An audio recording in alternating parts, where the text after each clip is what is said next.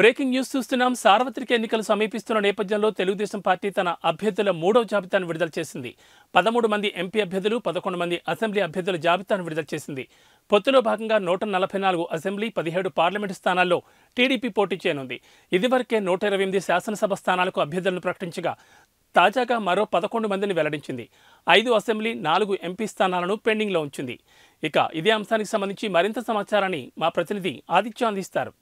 దేశవ్యాప్తంగా సార్వత్రిక ఎన్నికల నేపథ్యంలో తెలుగుదేశం పార్టీ 13 మంది ఎంపీ అభ్యర్థులు అలాగే 11 మంది అసెంబ్లీ అభ్యర్థులతో తన 3వ జాబితాను విడుదల చేసింది. ఇక ఈ జాబితా చూసుకుంటే 13 మంది అభ్యర్థుల్లో శ్రీకాకుళం నుంచి కింజరపు రామ్మోహన్ నాయుడు, అలాగే విశాఖపట్నం నుంచి మాతుమిల్లి భరత్, అలాగే అమలాపురం గంటి హరీష్ మాధూర్, ఏలూరు పుట్ట మహేష్ యాదవ్, విజయవాడ కేసినేని శివనాథ్ చిన్ని, అలాగే గుంటూరు పెమ్మసాని చంద్రశేఖర్, నరసరావుపేట లావు శ్రీకృష్ణదేవరాయలు, బాపట్ల టి కృష్ణప్రసాద్, నెల్లూరు వేమిరెడ్డి ప్రభాకర్ రెడ్డి, చిత్తూరు దగ్గుమళ్ల ప్రసాదరావు, అలాగే కర్నూలు బస్తిపాటి నాగరాజు, నంద్యాల బైరెడ్డి శబరి, హిందూపూర్ బీకే పార్థసారథి.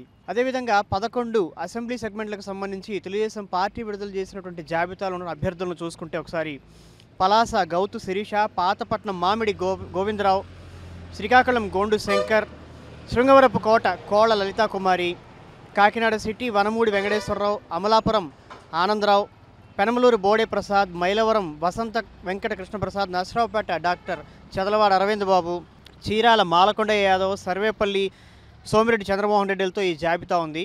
ఇక ఇది ప్రస్తుతం తెలుగుదేశం పార్టీ విడుదల చేసిన జాబితాకు సంబంధించినటువంటి సమాచారం. కెమెరా పర్సన్ సతిరెడ్డితో ఆదిత్య, పూరా లోకల్, హైదరాబాద్.